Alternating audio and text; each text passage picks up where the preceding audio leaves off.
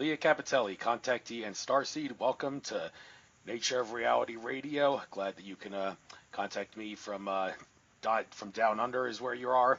Love to visit Australia someday. Here, I first learned about you from the UFO Research NSW Incorporated YouTube channel on a presentation there. I'm going to read your bio here. It says here, Leah's presentation was recorded at the UFO Research Incorporated meeting held in Ryde Eastwood League Club, New South Wales, Australia on the 2nd of April 2016. Lea Kapiteli is a starseed and has been a contactee since childhood. Through her contacts, Leah has learned about the origins of humanity, why and what happened in the distant past. She has found out about her origins over the years of astral traveling and telepathic communication. Leah refers to herself as being a Homo Novis, or new human.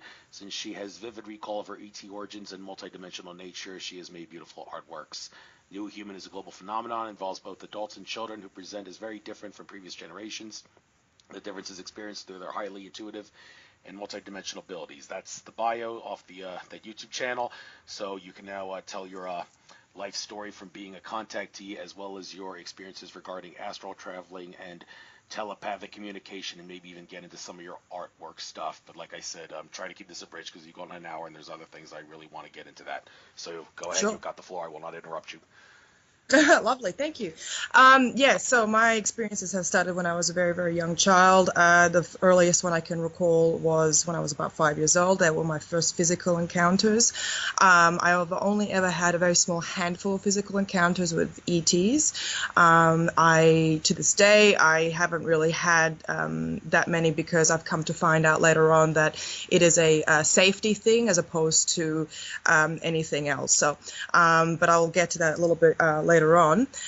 So when it first started, I could probably easily say I've had maybe even earlier experiences, like before I was 5 years old, but I'm still not 100% certain.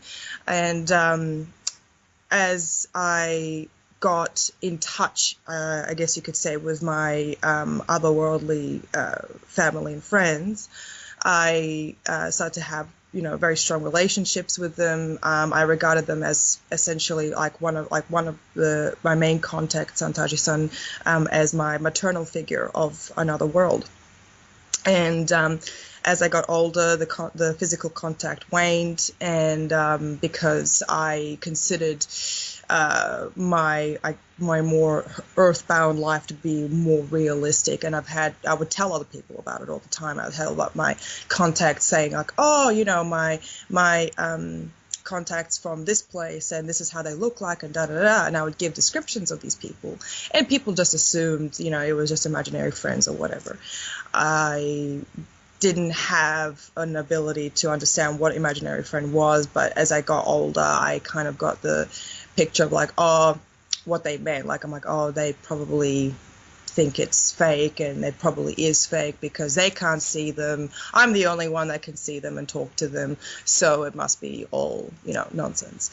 So when I got that kind of seed of doubt planted in, I eventually kind of said to my ET contacts, like, oh, you're not real, you have absolutely no presence in my life, so go away, kind of thing. And they did. They went away for a few years, until I was in my teen years. But in that breath of time of having no contact with them, no physical, no astral, no telepathic, nothing, it was completely barren for those years. And I felt like there was something missing in my life. I didn't quite understand what was going on. I thought, because it was all just like nonsense. So why do I feel bad? Like, why do I feel like something's missing? My ability to form relationships, it all kind of felt very surface and shallow. I didn't really have a strong bond with any one particular person. Friends were kind of like come and go all the time, and but I didn't have that ability to link those sort of things together. Anyway, mind you, I also was remembering some certain past life experiences at that time as well, which I also thought was bullshit, but Can I look up just a moment? Sure. I hear it sound like a vacuum cleaner in the background. What is that? No, there's no vacuum cleaner at all in a very quiet space right now. Oh, I'm not sure. Like air going through something, like a humming. Oh, sound in the background. Actually, I think because can you hear it now? Yeah, with you being You quiet, can you can. still hear it. Yeah. Oh, that's so strange. Well, we can That work is through very it. People just have to ignore it. So, but if you don't know what it okay. is, then Oh, I okay. don't know. All right. Well, Yeah, because continue. yes. Sorry. Yeah. Okay. Yeah, because I'm holding it up now. Maybe I thought the laptop was having a hard time to suck air through. But anyway, um, what was I saying? Past life experience. Oh yeah. I So lost my train of thought too regarding what you yeah. were saying, but sorry about that.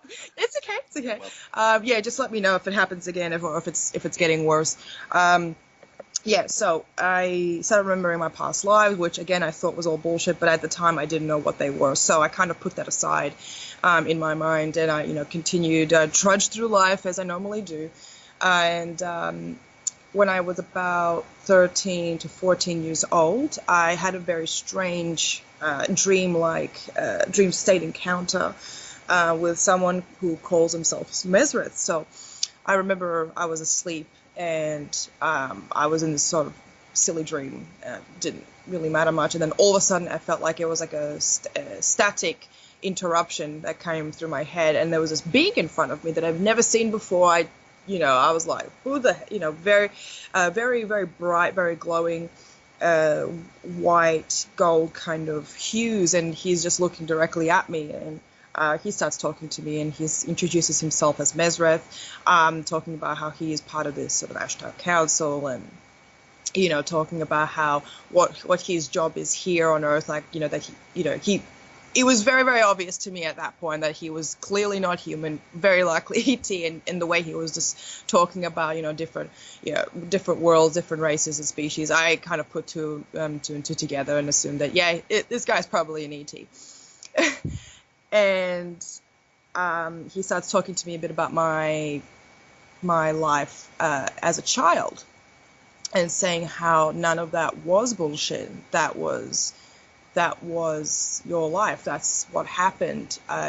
You lost touch with that, and you lost touch with us. And this is your opportunity. In so many words, this is your opportunity to kind of reawaken that part of you.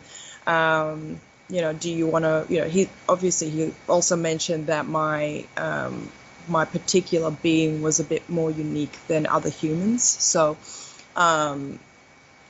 this is where the whole like Homo Novis and Starseed kind of explanation sort of came in. He was talking to me a bit about that. And he says, this is who you are. This is what you are. Do you want to participate, or do you want to involve yourself with this? Your choice is yours. You can basically opt out at any time you like. And yeah, as I said, in so many words. And I was like, shit, yeah, I wanna know, like, what the hell? Like, this is I've been like my whole life, and I'm like, this makes sense, and I want to participate. Yes, like, let's do this thing. And I remember he kind of like pulls me through, and then I end up in the stars, and I'm like looking around. I'm well above Earth. I'm like hovering above the surface of the planet, and I'm thinking, like, what the hell is this? And I remember having quote unquote dreams of doing this before, but this is the first time I can actually remember that Mesrith officially explained to me, this is astral traveling. And I'm like, holy shit, like, this is what this thing is. And I've been doing it my whole life, but again, I had absolutely no way of knowing. Anyway, so he takes me to the moon, and I remember going through the surface of the moon, and there's like a whole, like an underground structure there. And there were different, like there was like an eco bay, like an ecology bay. There was, there were ships there. There was like like cities underground, and all these different ETs working there, like of different varieties you can possibly imagine. And that's where he introduced me to the group that he was representing when he was talking about the Ashtar Council. And that's when I met them for the first time. And they were a group of 13 races, 26 individuals. And I remember meeting a few of like a small handful at the beginning. And then as I got a little bit older. I kind of got more and more introduced to the others. But the very first night, that night when I met them, I remember returning to my physical body, waking up in bed, and I could, those people that I met before, those people, the Ashtar Council that I had met, I could hear their thoughts in my head, like it sort of like rang through. And I thought, oh, wow, that's a lovely kind of touch. But then as I would go about my day and the following days, the following weeks, I could still hear them talking, and they were all thinking and speaking, and they were exchanging emotions with me. And I realized at that point, this is something else. This isn't a temporary thing. This is telepathy. And I also rekindled with some of my old former ET contacts as well. And my ET mother, I guess you could say, made the reemergence, and she explained to me what it was. She said, "This is telepathy. This is high level psychic stuff." So, yeah, those were my earlier days, my earlier years. And ever since then, it's only been up and down for me. It's been a roller coaster. So that's a compressed version. I'm sorry. Well, thank you for giving that out. If anybody else wants to hear about you, and there's no shortage of videos about you. I think that one that was on the UFO Research New South Wales Incorporated channel is one of the older ones. I saw some other ones that were made since then, but I never got a chance to watch any of those. Been a while since I saw that one on the UFO Research channel, so still drawing a blank, even though I have the ability to selectively remember a lot of things photographic style. That I can't remember everything, so that's the way it is, and I watch a lot of videos. But anyhow, enough about my style of research. The point is, you have learned a lot about the origins of humanity, why and what happened in the distant past. Well, before you get a chance to do that, my understanding of the origins of humanity. Yes, Zecharia Sitchin's first 3 books are extremely accurate. That's not me talking. That's Akashic Records reader Andrew Bartz is talking. The events are very accurate. His timelines are off, but in general, they're accurate. So yes, there is a race of Anunnaki that come from a planet or realm or whatever known as Nibiru that did come to this earth about 450 to 480,000 years ago, and around 300,000 years ago combined their DNA with Homo erectus DNA to create Homo sapiens, but in reality it goes much, much, much further back than that. We're talking Atlantis and Lemuria style. I can go on and on with the different stories and theories that revolve around that, but I'm going to let you do that. So first of all, Sure. Do you agree or disagree with what Zecharia Sitchin has to say? And before that origin of humanity, all the origins of humanity, before that time, what do you have to say about those?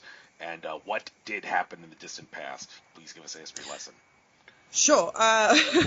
Now, this is just what I have learned and what I have interpreted from ET communication over the years. So this is just my understanding and my perception on what history is.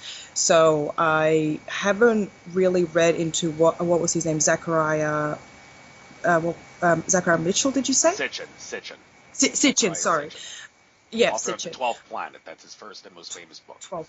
Okay. So I'm not familiar with his works and what he has to say in his work.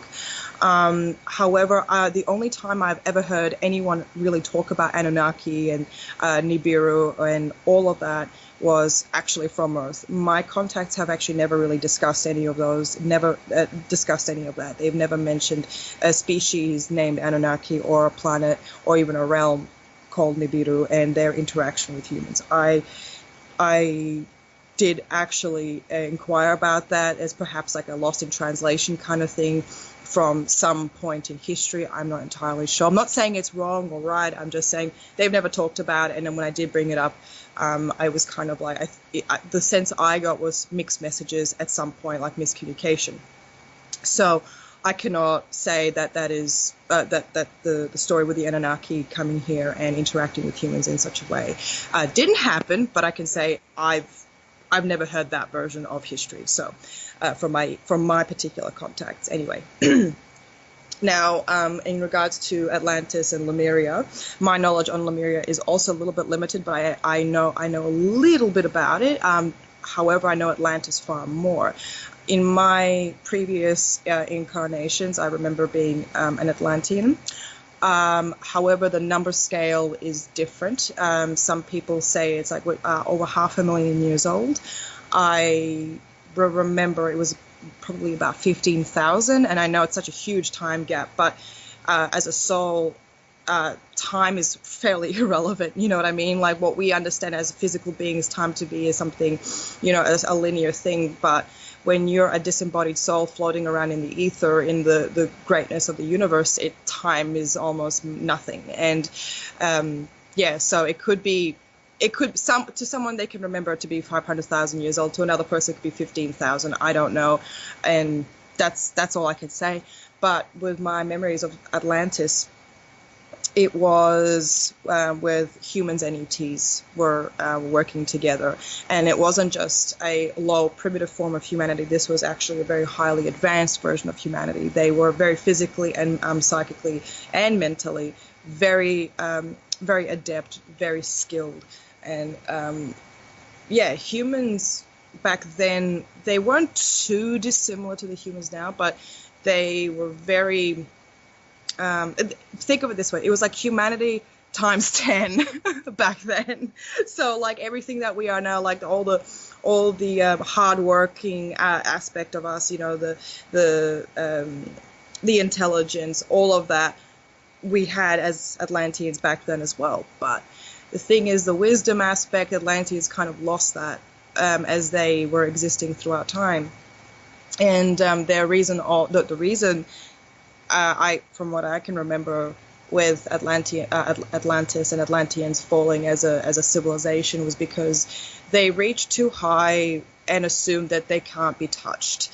Just because they're above clouds, they thought they could, they were as great as other wonderful and magnificent, almost godlike things, which was so not true. It was just their own arrogance that actually ended up killing them. Anyway, so my memories of that time, I was born in a very affluent family. This is my own personal memories that I can give. My family was very well known in society, and however, myself, I had a very hard time coping. I wasn't a very social child. I constantly fought with my parents. We didn't really have a very loving relationship, I could say that. Not saying that Atlanteans were very cold with their children. It's just mine in particular were very, very rough. And I struggled with my life at that time. I fought constantly with people around me, both human and ET in combination. Now, when I reached a certain age, I went to school and I was learning how to become something equivalent to a librarian, like a scribe/librarian. Someone who goes around documenting and researching information, just goes around like just writing down history essentially and saving that for the future. That was my role. In my travels of that particular profession, I was learning. My main place of work was in the library of the main city of the island, and I remember this building, and it was one of the biggest structures I've ever seen in my life. And it was a bit. The library was designed. It was like a library/museum all in one. So it was designed in such a way that you had the oldest parts of architecture sitting in the center of the oldest aspects of the entire building. And then as the centuries continued, they would extend more and more modern parts. So it was all kind of, and this building has been around for like thousands upon thousands, like tens of thousands of years, if anything. Like this thing was old and this thing was built. I just kept adding new, more and more stuff to it. So it was huge. You could easily get lost in it, actually. Now, just to give you an idea of the sort of technology we had at the time, it was a very we had such a thing as something equivalent to internet, I guess you could say, something equivalent of it. So we could actually exchange information across great distances. We used devices that could tap into this sort of invisible cloud, this invisible network to pull information out and upload information as well. So information was it was readily accessible for us provided with the right technology. We also had very advanced communication devices. We could actually communicate with people from across the continent, or even other parts of the world, even across different star systems as well. And we also had something equivalent to teleportation devices too. So we could travel between different interstate, international travel as well. As far as interstellar travel, I'm not entirely sure on that one. Like we definitely had ships that could take us from A to B to different worlds, but I don't remember if we could actually teleport from one planet to another. But might have, they probably had to use a very special type of teleporter to allow that to happen. Anyway, so going back to my life really quick, I was going around to different technological laboratories where they would do phasing experiments. Now, what is phasing?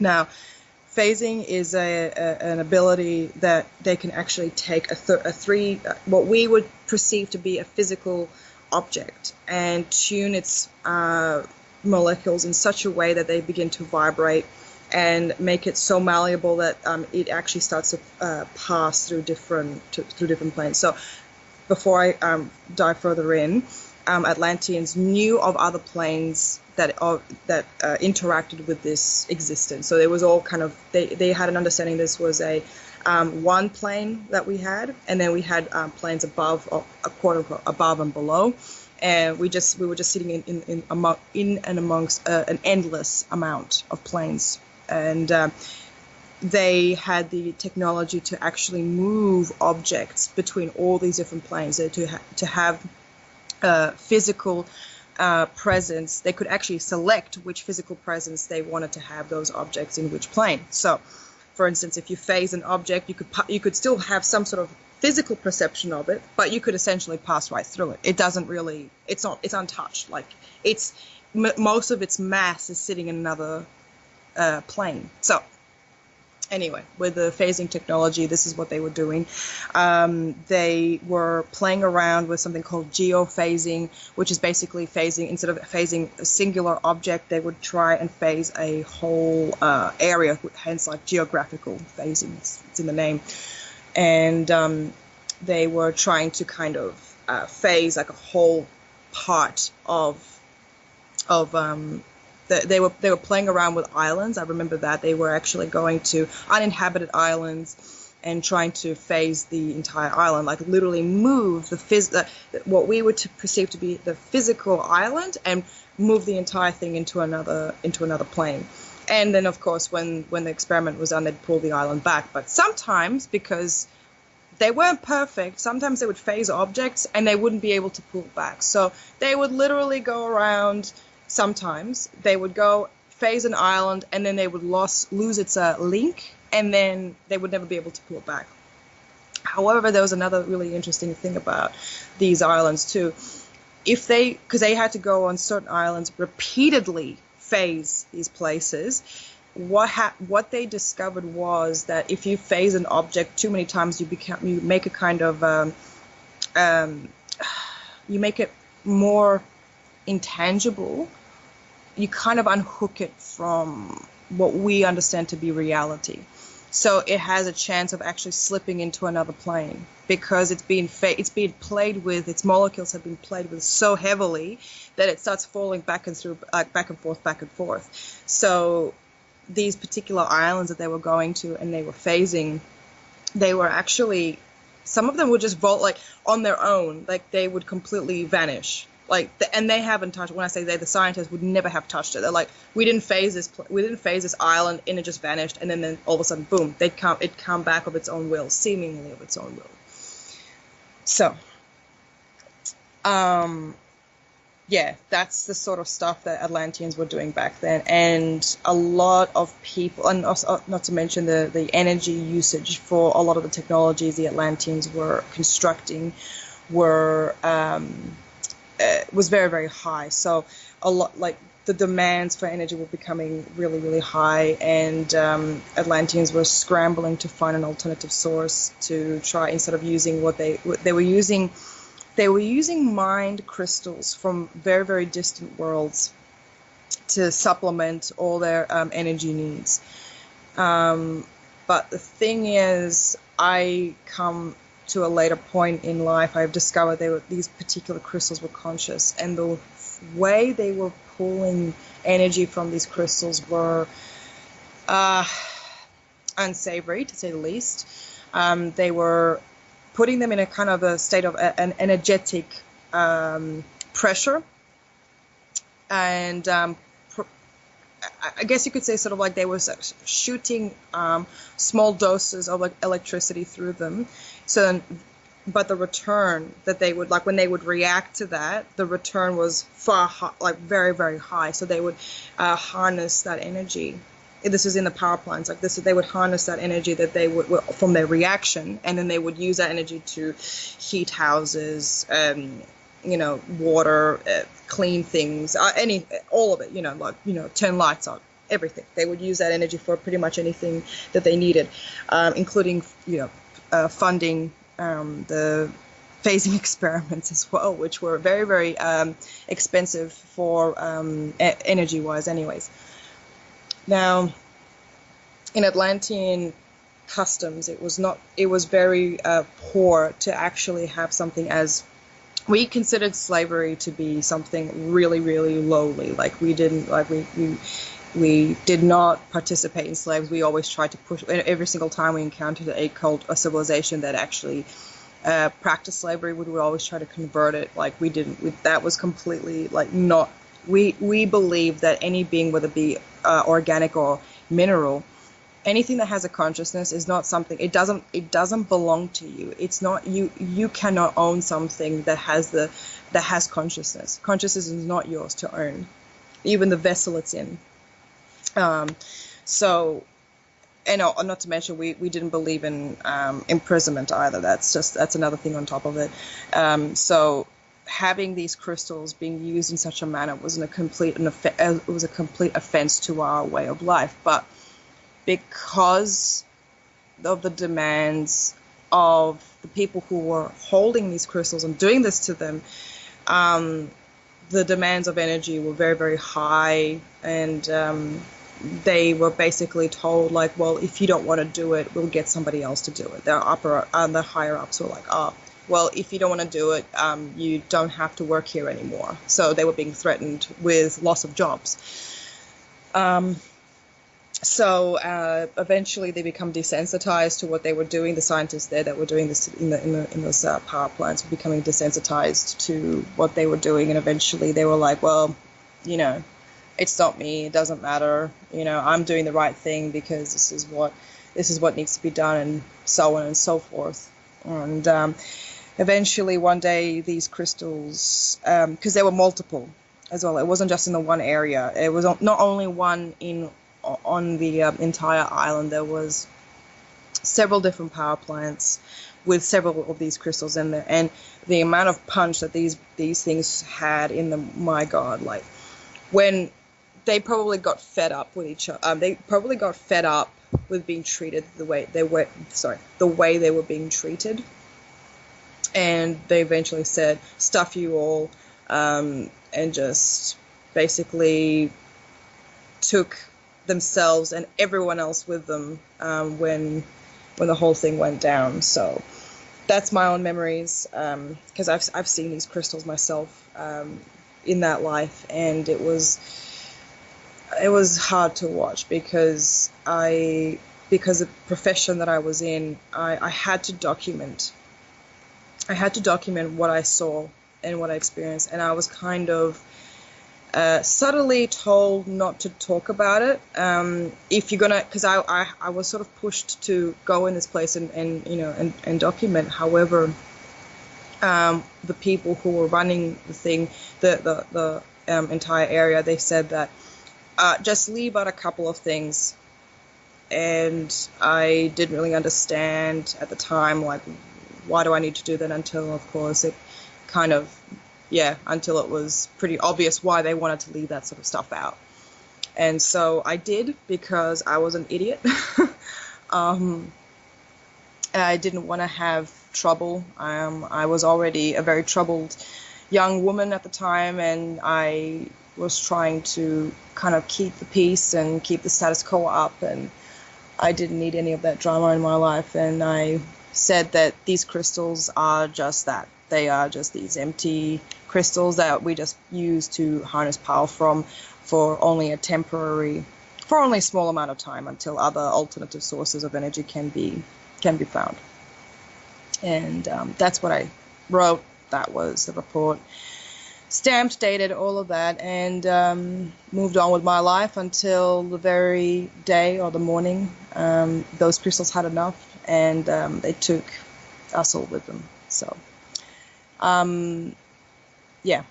that's my memories. Very, very interesting and enlightening. And you mentioned a thing about Atlantis, like traveling through different, the term you used, worlds or planes. Planes.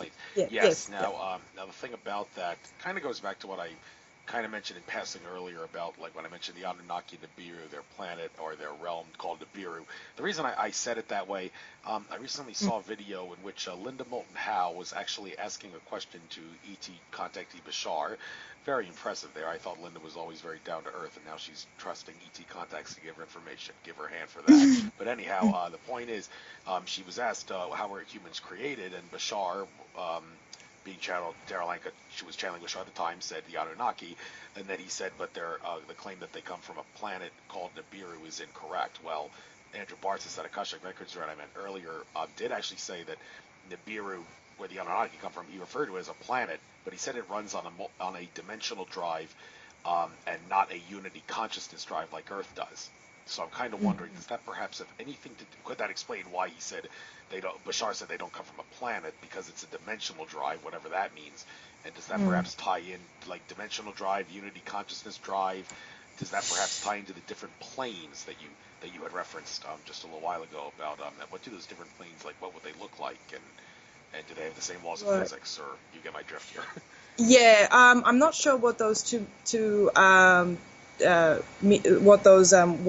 the meaning of those words are, but because I personally never encountered them before myself. So, however, when it comes to different planes, okay, this is something that I've kind of recently been asking my contacts a bit about, because I've been wanting to understand a little bit about a bit more about the physical nature of this universe.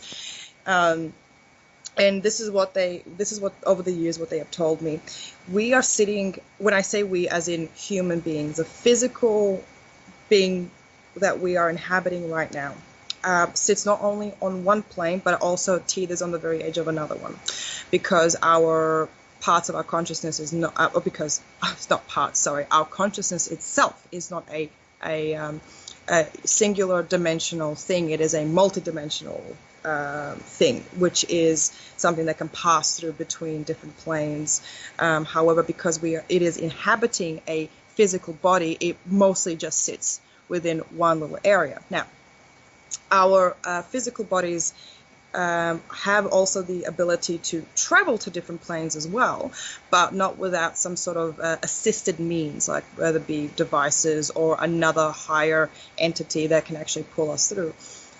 When we travel to these different places, our physical bodies may or may not be able to perceive certain things, because the physics in other places may not work quite the same way that we understand here.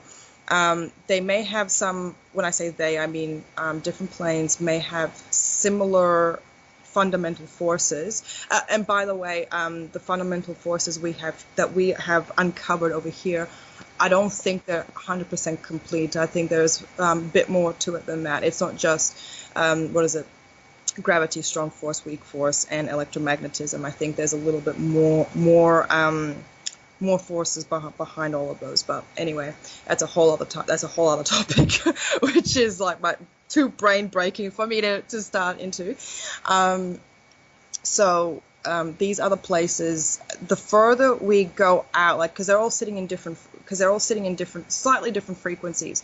The plane that's, I guess you could say, sitting next to us, for lack of a better way of describing, may have very strong similarities to the one that we are in here now. But of course, as the further you go out, like the further away and the more different the more unique these different frequencies become, and the more esoteric they become, these planes become more and more different and wild as well. So some of these planes can go from like seemingly just another plane sitting above this one or what. So but then when you keep traveling further out, they become very, very obviously different. Like some of them have their own kind of unique forces to them as well. Like some of them don't even have gravity. Some of them have something completely different. They have different beings existing in them as well, like that interact with sometimes other beings of other worlds, of other planes as well. So yeah, like at that point we become kind of essentially extra-dimensional entities if we start traveling through different planes. So that's it's always something to actually consider, like when we think about EDs as well, extra-dimensional entities coming to us, they come from different planes themselves, but when we go to their home planes, we become these travelers too. So I don't know, I think it's just a funny little nice touch to that. Anyway, these particular places, they can, as I said, depending which part of the universe you go to, space, I guess you could say, they have their own version, their own worlds, like own planets as well.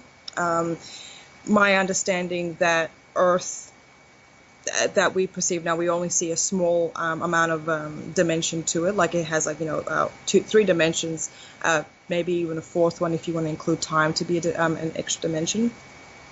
But in other planes, there is a mirrored Earth as well, who has more dimensions to it. So like for instance, like it has its own aura, or has its own energetic networking system, and it's just like all these different added dimensions that we have no way of physically perceiving, but in other planes they do exist, because it's like because Earth itself is a far more potent and a stronger material force than our physical bodies. Like we are only small fragments of that, so we only have smaller amounts of that interdimensional aspects, but Earth has far higher because of its mass or size, or just its just general power. I'm just going to say that. And yeah, like all these other planes have their own, they have their own different species, different worlds as well, and different, that's it, and different forms of communication. There you go. So that's I've only ever traveled to one, like some people, like some older cultures would call these other planes astral planes. That's what I call them as well, for for understanding, to help understand what everyone's talking about. Because there's anything that isn't of this plane, you could easily count it as astral. Why not? Makes it easier to understand what people are talking about. But it's honestly incredible the amount of different types of energy and planes there are in this universe. You really start to lose your mind if you really heavily get involved with it. I tell you, like, my God, when I started learning about this sort of stuff from my contacts, and I'm like, what are you giving me right now? Like, I don't understand any of it. But yeah, there you go. I've only been to a couple of different planes, and that's it. And yeah, I could tell you, it's a wild time. It's a wildly crazy different time. I can certainly imagine it would be. And so when it comes to understanding how you remember your past, I mean, Graham Hancock has said many times we're a species with amnesia. We don't remember our past, but you seem to be exception here, having vivid recall of your ET origins and multidimensional nature, and you get this information through astral traveling and telepathic communication. But does the information, do you know about your past because of astral traveling, telepathic communication, or are there some things about your past life that you didn't have to learn through those things? You actually had it. You didn't suffer from the amnesia to begin with. If you get what I mean, did you not have amnesia to the same extent all of humanity does, or did you, and you just learned these things? I didn't. I don't remember. I started having my past life memories well after I had my very first ET encounters. So I think it was a combination of a few things. I think it was my contacts actually helping me, kind of tuning my brain to be able to host all the memories that my soul has of previous incarnations, but also my own physical ability to actually pull that information through just naturally on my own. However, yeah, like I remember in my previous lives as well, I couldn't even remember my own previous lives in those times either. So it doesn't seem to be like a uniquely human thing. It depends on the person's, it depends on the person themselves. Like if they, like they don't actually have to be psychic to actually remember their past lives. It's not a necessary thing, but it does tend to help. If you have like a kind of like, I guess you could say, a psychic ability, it kind of allows a soul to push memories through the surface physical brain. I would say, yeah, it heavily depends on the individual, but also depends on the species and just the person's physical anatomy as well on top of that, which is the most boring explanation possible. But, it really heavily depends. But as far as us as a species, as humans are concerned, majority don't seem to remember their previous lives. However, I don't think that's actually entirely true. I have met a lot of people who say they don't remember their past lives, but then they would start telling me, going into detail about how they have certain memories of places and people that they've never physically met, they have no way of knowing. Like, for instance, when they go to another country and then all of a sudden they go to an area and they just know it from like inside out, very, very clear detail, and they just have a sense of like familiarity to it. And it's like, well, I'm not saying I'm not saying that it is past lives, but what is that? I have no way of saying yes or no, but how can you possibly have such a strong sense of an area or a place or a person that you physically never met before, yet you seem to have some sort of inbuilt knowledge of them? It's just, yeah, if that's not past life memories, I don't know what it is. is my answer. But when you have this sort of society that's sort of built around, if it's not physical, it doesn't exist. This whole sort of notion that as a society, like if you can't see it, smell it, touch it, hear it, then it doesn't exist. Like it's not relevant. It doesn't matter. There are so many things that our physical senses cannot detect. Our physical in this universe, like our physical senses were not did not develop to perceive the entirety and all the complexity and every dimension of this universe. These senses were designed or developed to allow our physical bodies to survive. So to say that there's nothing beyond it is just completely ridiculous and extremely unscientific as well. But because, everyone, is because I see this sort of like people placing too much faith, I guess you could say, in science, saying that, it's only physical, it's only physical. It's quickly becoming a religion. But anyway, my thoughts aside on that, what was I saying? I think that we have far more memories of our previous lives than we care to admit, because no one's going to come over and tell you, like, teach you about this stuff in school, right? Like, they're not going to come up to you and they're going to say, like, okay, if you have these sort of thoughts on particular things, those are your past life memories or anything like that. No one's going to come out and tell you. people kind of assume that that's just like, oh, that's a weird thought or a weird imagination or something of the sort.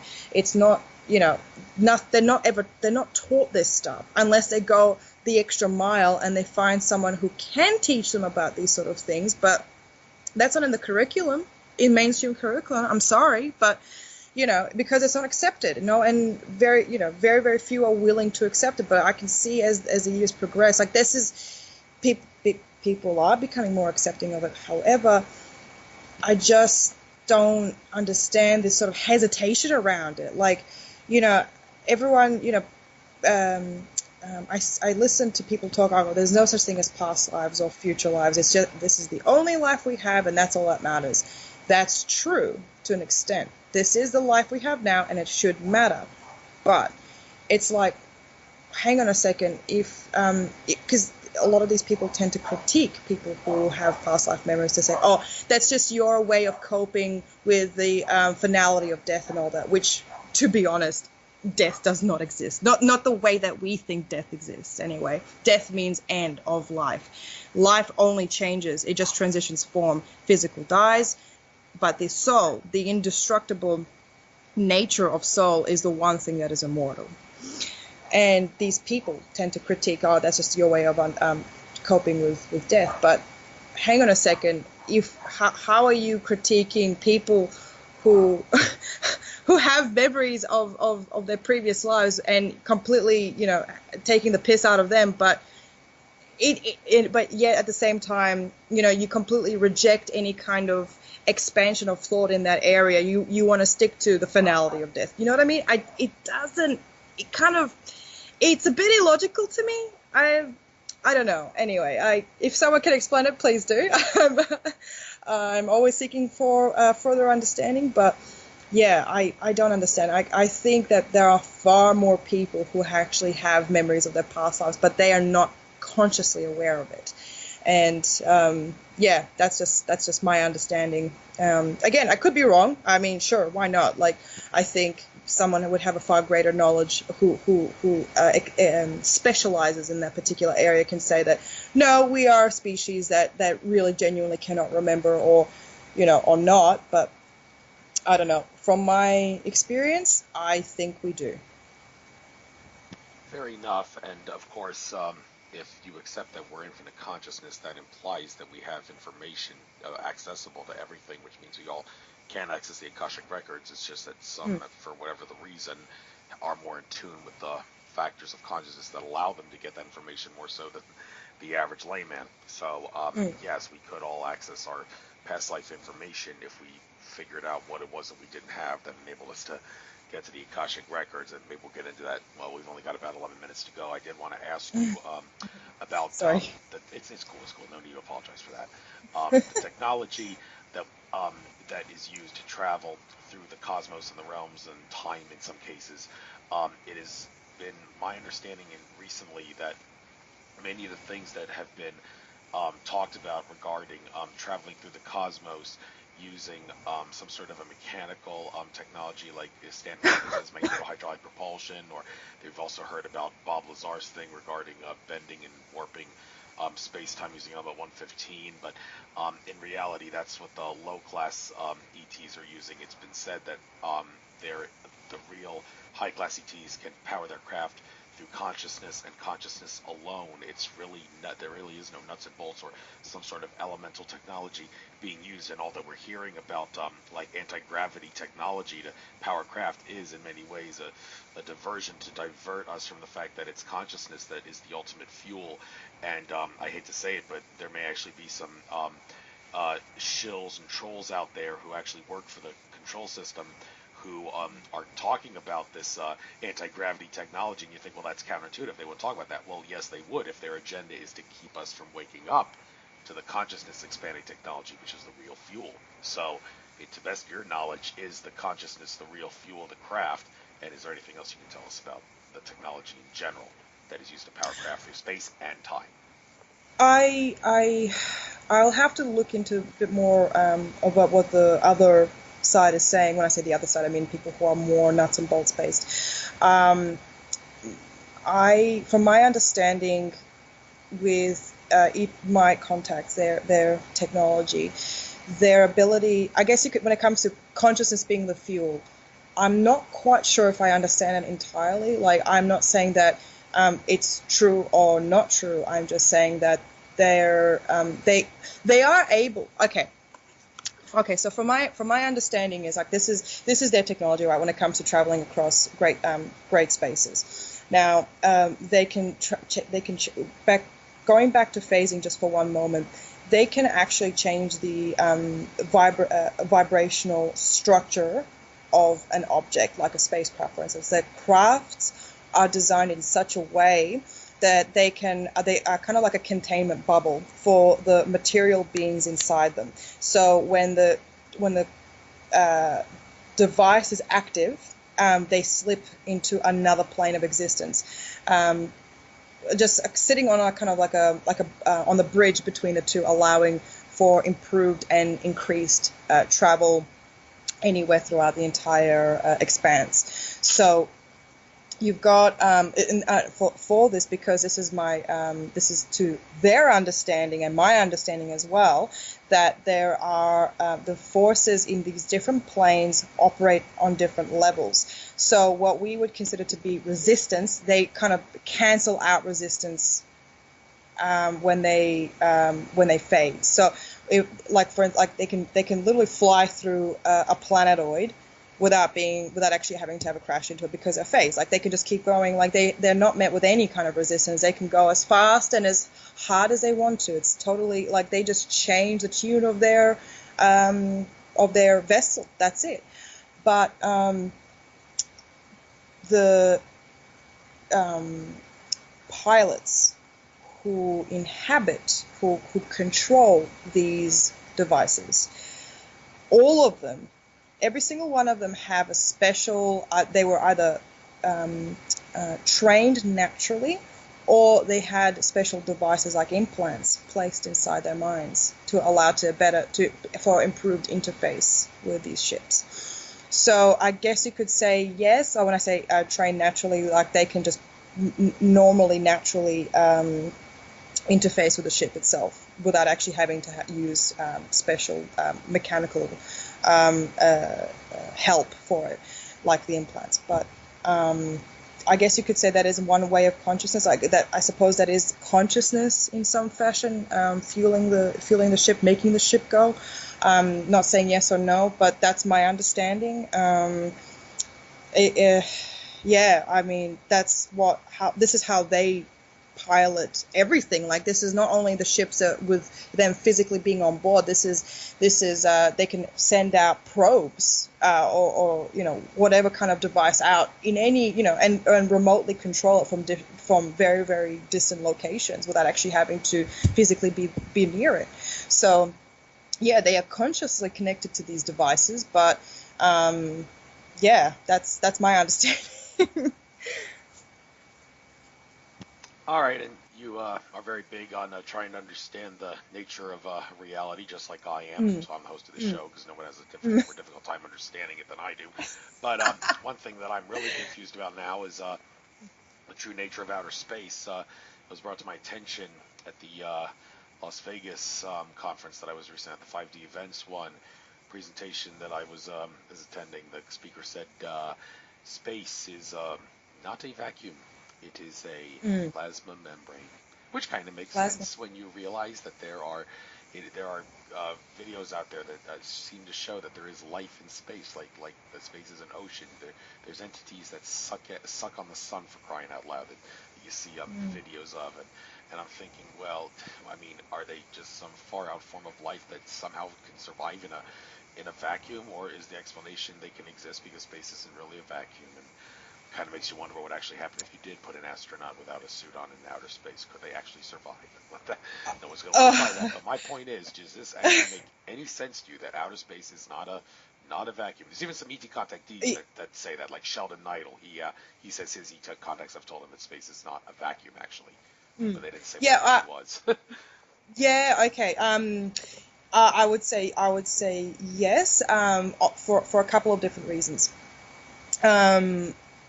I certainly can agree that space is not empty. Space is what we understand space to be is extremely full, with all these different types of energies existing all in one, mixing and melding all in one. As far as it being a type of, like, sure, yeah, plasma definitely is in space as well. But when you say plasma membrane, are you, sorry, just so I understand the exact terminology, when they say plasma membrane, they're talking about it being fluid? I really don't know what, I don't really know. He just said it sort of like in passing, like he was trying to get it as important information, but then carry on to some other. It was just an interesting fact that was he just said in passing in his talk, or was it her talk? No, it was a man, I believe. But anyhow, yeah, the point is he didn't really get into what membrane meant, but he used plasma and as the key there. And when we think of plasma, we think of some sort of ionized gas. Yeah, that's yeah. As a state of matter that they don't teach you about in elementary school, but it is the fourth state of matter, and it is. Yeah. Yeah. So I don't know. Like, as you said, plasma is just ionized gases, and superheated gases. But I'm not entirely sure. Like, I'm gonna look into it, see what he really meant by that. But yeah, space is definitely not empty. It's brimming with all sorts of matter inside of it, and different types of energy in combination. It's always existing all in one. As far as us physical, the form that we're inhabiting now, surviving space. I wouldn't recommend it because we still need oxygen to sustain ourselves. We have a very specific pressure requirement as well as oxygen level intake to actually survive space. However, it doesn't mean just because we can't doesn't mean that other beings cannot. I have heard about, I've never seen them, but from my contacts, they have told me that there are certain beings that were born inside the force of space, like inside space, like away from a planet, away from a star. They just exist in what we perceive to be quote unquote vacuum. They exist perfectly well on their own without any kind of artificial aid. And however, the impression I got from their description, they didn't seem to be hyper intelligent creatures. They seem to be more kind of equivalent to, I don't know, not saying that they lack they don't have a consciousness or a soul or anything of that nature. They just, the way it was that they were described to me, there was something equivalent to I don't know, cattle. I don't know, maybe cattle's a really, really bad way of describing it. I don't know. They're not on the same wavelength as other species in the cosmos. Who knows? Maybe they're above it as well, above us. I don't know. But they don't seem to be super interested in anything that other species do. They just want to go around doing their own thing, sucking on nebula gases of the nebulas. So I'm like, more power to you. Go for your life, kid. Cool. So, all right, we've reached the hour point, so I'd like to give you now the chance to get out anything you like. You can plug your, but it doesn't appear you have any websites or there's any videos on YouTube that you want to get out other than that one that I did on the New South Wales channel. Go ahead. You have a very unique Facebook name. Maybe if you want to get into what that is and why you chose that. Star Novis Leigha? What? The Star Novis Leigha? No, the Sheik Zir one. Oh, sorry, that's my personal Facebook. Okay, well, I noticed on there you have something about writing a book. If you wrote a book, yes, by all means, plug that too. So let's out here. Okay. All right. So, I have been working on this monster of a book for about 2.5 years, and I am finally ready to announce that it is so close to finishing. This book is the very first out of a series called The Chronicles of Akashi that I am planning on writing. The book title itself is A Soul Remembers. So basically it's talking about the memories of my own soul before the life I inhabit as Lea Kapiteli right now. So it talks a bit about how my soul has changed through different lives on different worlds. So this is across multiple planets, one of which including Earth as well. My memories of Earth, which is when I was in Atlantis. and my time as an Atlantean person at that time, struggling with the society that was existing at the time, and also remembering my life as an ET person, or both lives, in fact, being an ET person, and some of the life, what's the best way I could describe it?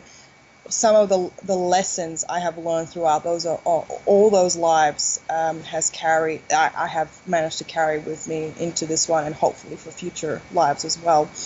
And it seems like no matter how dark or horrible choices one can make in the life that they are in now, doesn't mean that they are completely, they have revoked their ability to actually become a better person in the next one.